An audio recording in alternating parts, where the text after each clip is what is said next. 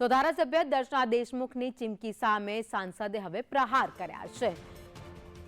તો દર્શના દેશમુખે પોતાના પગ પર કુહાડો માર્યો હોવાની વાત ભરૂચના સાંસદ મનસુખ વસાવાએ કરી છે। તો ધારાસભ્યે માનહાનિના દાવાની ચીમકી ઉચ્ચારી હતી। દર્શના દેશમુખે ખોટું અર્થઘટન કર્યું હોવાની વાત મનસુખ વસાવાએ કરી છે।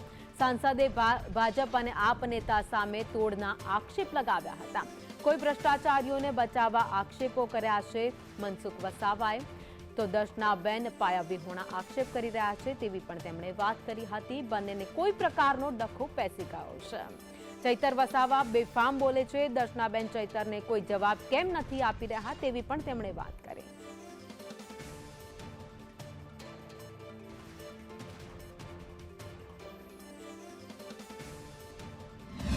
હવે ધારાસભ્યબેન દર્શનાબેન આજે ખરેખર એ પોતાના પગમાં કુવાડો મારી રહ્યા છે।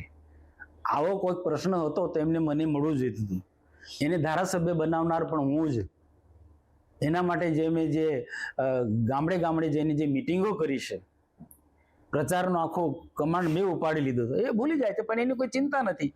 પણ ક્યાંક ખોટા લોકોની જે ટોળકી એમની આસપાસથી ઘેરાયેલા છે એના કારણે આ એલફેલ બધું બોલે છે, બધે જ ચાલે છે।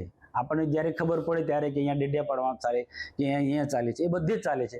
પણ એ લેટર કાંડ આ દર્શનાબેન જે નારાજ થયા લેટર કાંડમાંથી થયા ને, એ લેટર કાંડનો એમને દર્શનાબેનને એવું છે કે આ લેટર કાંડને લઈને મનસુખભાઈ પત્રકાર પરિષદ બોલાવી, પણ હકીકતમાં તો મેં પેલા બે મોટા કાર્યક્રમના હિસાબને લઈને પત્રકાર પરિષદ બોલાવી।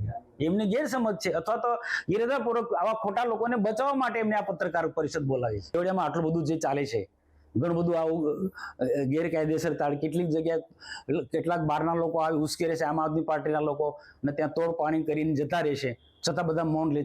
1 વર્ષ પહેલા ટ્રાઇબલ મ્યુઝિયમની અંદર 2 લોકોના મર્ડર થયા હતા।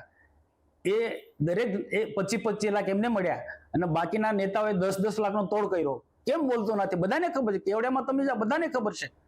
આટલા હું જે વાત સાચી છે તે હું જાહેરમાં બોલું છું, એટલા માટે જાહેરમાં બોલું છું કે એ આવા લોકોને અટકાવવા માટે, આવું કૃત્ય કરતા અટકે આવા લોકો, એટલા માટે હું જાહેરમાં બોલું। અને આજે હું 75 લાખનો મુદ્દો જે મેં બોલ્યો છે એની અસર આખા ગુજરાતમાં સરકાર પર પણ મેં કહ્યું છે, સરકારમાં પણ, કે આ જે આમ આદમી પાર્ટીની એક એવી ટીમ છે, અલગ અલગ જિલ્લાની અંદર જઈને પ્રશ્નો ઉજાગર કરે, હાઇલાઇટ કરે, એ કરે, અને પછી પાછળ થઈને બીજી ટીમ તોડ પાણી કરવા માટે જાય છે। એ મેં સરકારને પણ કહ્યું છે।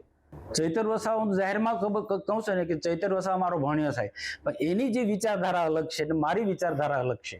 એ આમ આદમી પાર્ટીમાં છે અને હું ભાજપમાં છું। એને લેવા માટે ભૂતકાળની અંદર પાર્ટીમાંથી પ્રયત્નો થયા, તે વખતે મેં કીધું ભાઈ મને એ આવતો હોય તો કરી વાંધો, પણ વિચારધારા બદલે